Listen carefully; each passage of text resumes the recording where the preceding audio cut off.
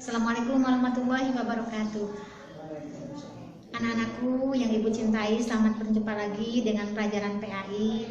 Untuk kesempatan ini, seperti biasa, silakan kalian untuk mengisi absen dulu.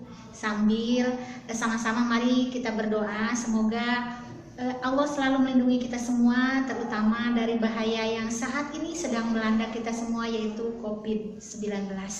Ya, pesan dari Ibu, tidak lupa kalian bersering-seringlah untuk mencuci tangan, pakai masker, dan tentunya selalu berdoa. Mudah-mudahan Allah selalu melindungi kita semua. Anak-anakku yang dicintai, seperti biasanya pada kesempatan ini Ibu akan menjelaskan tentang kodo dan kodar. Seperti yang kita ketahui bersama bahwasanya begitu melandanya wabah yang melanda di Indonesia tentang COVID-19, Ibu selalu mengingatkan kepada kalian, marilah sama-sama untuk menjaga hal tersebut agar supaya kita semua terhindar dari bahaya tersebut. Anak-anakku, menyadari atau tidak bahaya COVID-19 sangat merugikan ya bagi mereka yang sudah terkena. Untuk itu marilah sama-sama menjaga, dan tentunya ini ada kaitannya, coba kalau kita hubungkan dengan materi yang akan Ibu sampaikan pada kesempatan ini, yaitu tentang kodo dan kodar. Coba sebelum Ibu melanjutkan ke materi selanjutnya, ada yang sudah tahu atau bisa menjawab? Cukup dalam hati saja menjawabnya. Kalau kodo dan kodar itu termasuk rukun iman yang keberapa?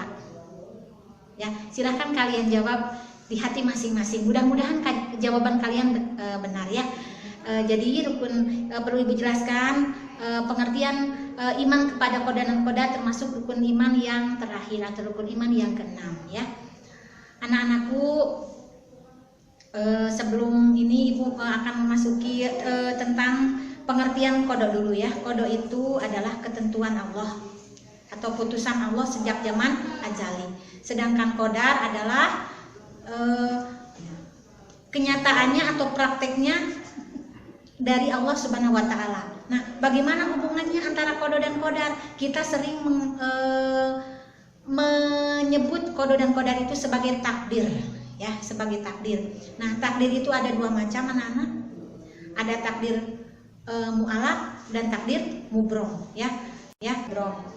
Takdir mu'alaq adalah ketentuan dari Allah yang bisa dirubah. Ya, contohnya apa? Anak-anak yang tadinya belajarnya karena kurang rajin sehingga nilainya jelek, kurang bagus, kemudian menjadi rajin agar nilainya menjadi bagus. Nah, kan tadinya BODO, jadi sekarang jadi pandai ya. Nah, seperti itu.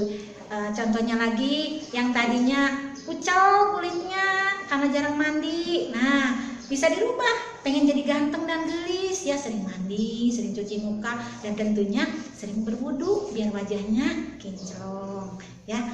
Selanjutnya takdir mubrom. Kalau takdir mubrom itu keputusan atau kehendak Allah yang tidak bisa dirubah. Contohnya tentang usia manusia ya. Jadi kita itu sudah ada catatannya bahwasanya misalkan ibu ini usianya sampai misalnya 78 tahun pengennya gitu ya. Nah, misalnya ibu terkes ke malaikat ya abdi mah tapa Gusti abdi mah hoyong diperpanjang cuma 3 bulan lagi, tidak bisa karena itu sudah ada ketentuan dari Allah ya.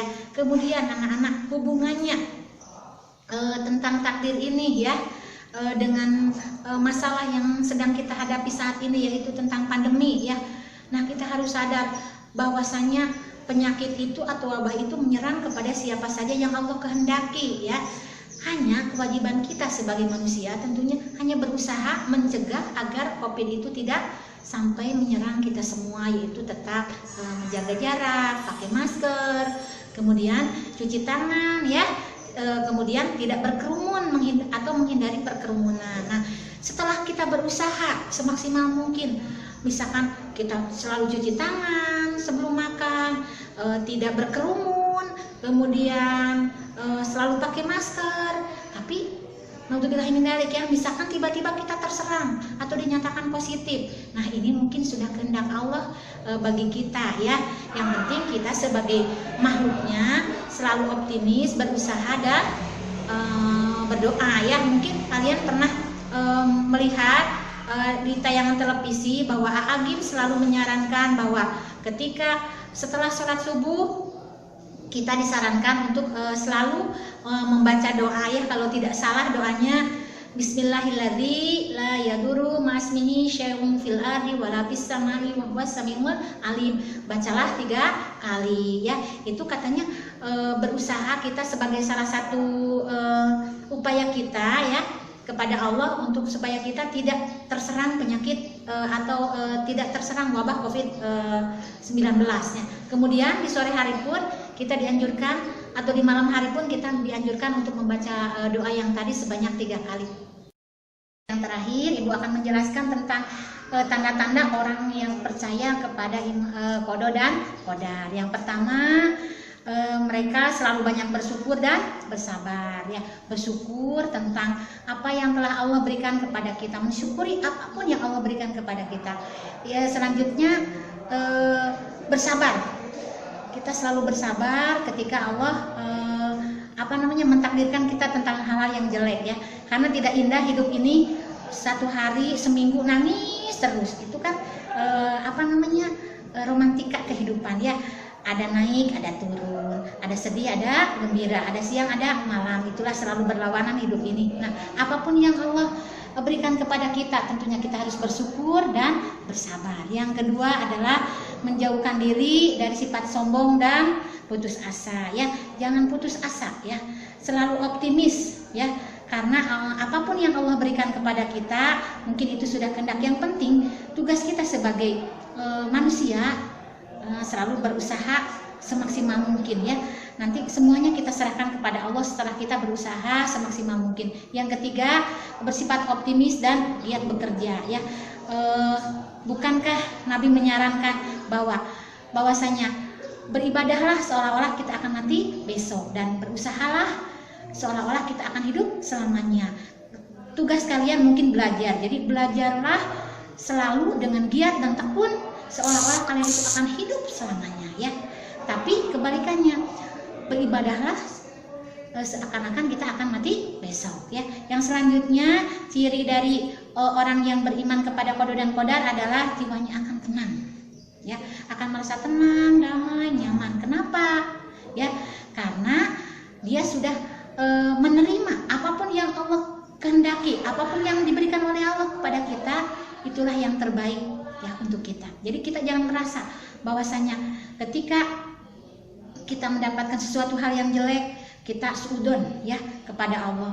Mungkin baik menurut kita itu belum tentu baik menurut Allah, dan jelek menurut kita belum tentu jelek menurut Allah. Makanya sebagai hamba Allah yang beriman, tugas kita hanyalah berusaha, berdoa, dan berperilaku yang baik ya.